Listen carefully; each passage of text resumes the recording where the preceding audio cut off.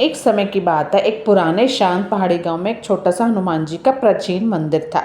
यह मंदिर भले ही बहुत भव्य नहीं था, लेकिन भक्तों के लिए अटूट आस्था का केंद्र था। हर मंगलवार शनिवार को यहाँ घंटियों की मधुर ध्वनि गूंजती और भक्तजन हनुमान चालीसा का पाठ करते। मंदिर की देखरेख मधुबन प्रसाद नामक वृद्ध पुजारी करते थे, बहुत ही सरल, विनम्र, परम भक्त। उनका दिन प्रभु की सेवा और भजन में ही बीतता था। वो सारा दिन प्रभु की भक्ति करते थे और सबको एकजुट होने का संदेश देते थे। एक दिन क्या हुआ, जैसे वो मानते हैं ना कि अब चोरी चकारी ये सब होता ही है। एक रात अजीब ही घटना हुई। एक चोर, अंधेरी रात थी, बहुत ज़्यादा घोर अंधेरी रात थी। रात के लगभग 2 बजे अचानक मंदिर के बाहर कुत्तों के भौंकने की आवाज़ गूंज उठी। उसी समय 3 अजनबी चोर गांव में दाखिल हुए। उनका निशाना हनुमान जी का मंदिर था। चोरों को पता था कि मंदिर में भक्तों द्वारा चढ़ाया गया कुछ धन और चांदी के छोटे छोटे आभूषण रखे हैं। तीनों चोरों ने सोचा, गांव वाले भोले हैं, भगवान की मूर्ति क्या हमारी चोरी रोक लेगी? गांव वालों को जरा भी भनक नहीं लगेगी। ये सोचकर तीनों व दीवार फांदकर अंदर घुसे और मंदिर में खूब अंधेरा था। सामने हनुमान जी की मूर्ति की हल्की परछाई दिख रही थी। उन तीनों ने चोरी करने की सोची कि जो भी मिले ले जाते हैं, पर जैसे ही उन्होंने दान पेटी छुई तभी अचानक तेज हवा चली। दीपक खुद ब खुद जल उठा। मंदिर में एक अजीब तेज रोशनी फैल गई। तीनों चोर डर गए, कांप गए, लेकिन उसमें से सबसे बड़ा बोला, चलो जल्दी काम करो, डरने की जरूरत नहीं। जब उन्होंने दान पेटी उठाई, अचानक उन्हें ऐसा लगा कि किसी ने उनका हाथ पकड़ लिया हो, पर वहाँ कोई भी नहीं था। हम सोचते हैं ना कि ईश्वर हमें देख नहीं रहे, वो हमें पल पल देखते हैं। चोरों ने कोशिश की पर हाथ हिल ही नहीं रहा था, वहीं पे वो जम गया।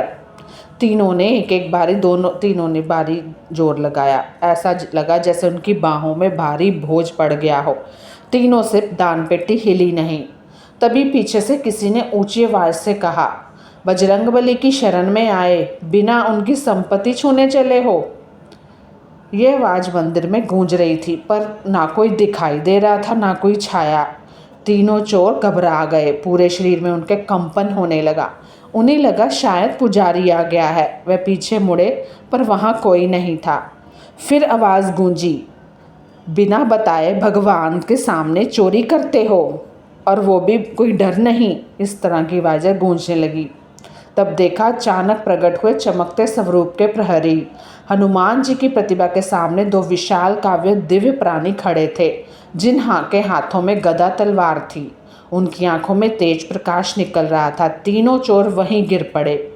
उनके मुंह से बस एक ही शब्द निकला, बचाओ, हमें माफ़ कर दो, हम आगे से नहीं करेंगे। तीनों के होश उड़ गए। सुबह होने पर पुजारी ने देखा, भोर की पहली रोशनी के साथ मंदिर के दरवाजे पर गांव वाले भी इकट्ठे हो गए। सब हैरान हो गए। तीनों चोर मंदिर के बाहर बेहोश पड़े थे। मंदिर के अंदर सब कुछ वैसा ही था, ना दान पेटी टूटी, ना कुछ गायब। जब चोरों ने होश में आकर अपनी बात बताई, गांव वाले स्तंभ रह गए। उन्होंने बताया, दान पेटी उठाते ही उनके हाथ सुन्न हो गए। कोई दिखाई न देते हुए भी आवाज़ सुनाई देने लगी। 2 दिव्य योद्धा प्रकट हुए। वह भागना चाहते थे पर भाग नहीं सके। इस घटना के बाद चोरों ने गांव वाले से कहा, हमने बहुत गलतियां की, पर आज पता चला कि भगवान की संपत्ति कोई नहीं छीन सकता। हमें माफ़ कर दो, हम जीवन में कभी चोरी नहीं करेंगे। चोरों ने पूरे गांव से क्षमा मांगी और हनुमान जी की मूर्ति के सामने भजन गाकर प्रण किया कि वह हमेशा सत जीवन अपनाएंगे और कभी चोरी नहीं करेंगे।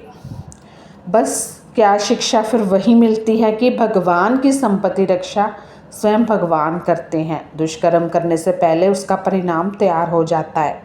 आस्था और विश्वास की शक्ति अद्भुत होती है। तो हनुमान जी की भक्तों की रक्षा भी करते हैं और दुष्टों को उनकी सही राह भी दिखाते हैं। हम सोचते हैं कि हमें कोई नहीं देख रहा, लेकिन हमारे ऊपर जो बैठा है वो हमें सब देख रहा है।